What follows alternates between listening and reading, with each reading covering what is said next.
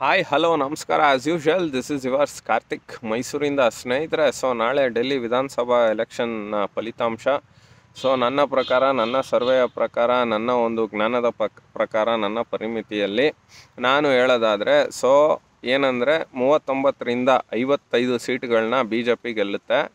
And then AAP 15ರಿಂದ 21 seat ಗೆಲ್ಲುತ್ತೆ. ಕಾಂಗ್ರೆಸ್ 0 ಬಂದರೂ ಬರ್ಬೋದು, 1ರಿಂದ 2, ಬಟ್ ಕಾಂಗ್ರೆಸ್ 0 ಸುತ್ತುತ್ತೆ ಅಂತ ಕಾನ್ಫಿಡೆಂಟಾಗಿ ಹೇಳ್ತೀನಿ.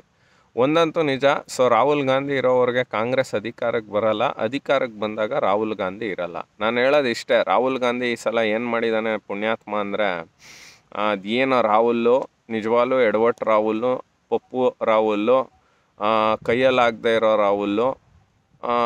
ಒಂದು ಕಣ್ಣು ಹೋದ್ರು, ನಂದು ಒಂದು ಕಣ್ಣು ಹೋದ್ರು ಬೇರೆಯವ್ರದ್ದು 2 ಕಣ್ಣು ಹೋಗಬೇಕು ಅನ್ನೋ ಮನೋಭಾವನೆಯಲ್ಲಿರೋ ರಾಹುಲ್ ಈ ಸಲ ಡೆಲ್ಲಿ ವಿಧಾನಸಭೆಯಲ್ಲಿ ಕಾಲ್ಡ್ ರಾಹುಲ್ ಏನು ಮಾಡಿದ್ದಾರೆ ಅಂದರೆ, ಮುಸ್ಲಿಮ್ಸ್ ನಮ್ಮ ಕಂಗ್ರ್ಯಾಚುಲೇಷನ್ಸ್ ಬ್ರದರ್ಸ್ ಅವ್ರಿಗೆಲ್ಲ ರಾತ್ರೋರಾತ್ರಿ ಹೇಳಿ ಆಪ್ಗೆ ವೋಟ್ ಮಾಡಿಸಿ ನಮ್ಮವ್ರು ಸೋತ್ರು ಪರವಾಗಿಲ್ಲ ಅಂತ ಹೇಳಿದ್ದಾರೆ. ಬಟ್ ಎದುರಿಗೆ ಇವರೇ ಕಿತ್ತಾಡ್ತಾರೆ, ಮಾಡ್ತಾರೆ. ಅದು ಏನು ರಾಜಕಾರಣನೋ ಒಂದು ಗೊತ್ತಿಲ್ಲ. ಈಗ ಉದಾಹರಣೆಗೆ ನಾನು ಓದ್ಬೇಕಾದ್ರೆ ನಾನು ಫೇಲ್ ಆಗ್ತೀನಿ ಅಂತ ಗೊತ್ತಿರ್ತದೆ ಕೆಲವು ಸಬ್ಜೆಕ್ಟಲ್ಲಿ, ಆದರೂ ಹೋಗಿ ಪ್ರಯತ್ನ ಪಡ್ತೀನಿ. ಏನಕ್ಕೆ ಅಂತ ಅಂದರೆ, ಇಲ್ಲ ಇನ್ವಿಜಿಲೇಟ್ರೇ ಫ್ರೀ ಇರೋರು ಬರ್ಬೋದು, ನನ್ನ ಅದೃಷ್ಟಕ್ಕೆ ನನ್ನ ಮುಂದೆ ಇರೋನು ಇದು ಮಾಡ್ಬೋದು, ಅಥವಾ ನನ್ನ ಅದೃಷ್ಟಕ್ಕೆ ನಾನು ಓದಿರೋವೇ ಬಂದ್ಬಿಡ್ಬೋದು ಪಾಸಿಂಗ್ ಮಾರ್ಕ್ಸ್ ಮಟ್ಟಕ್ಕೆ. ಯಾವುದೂ ಇಲ್ಲ.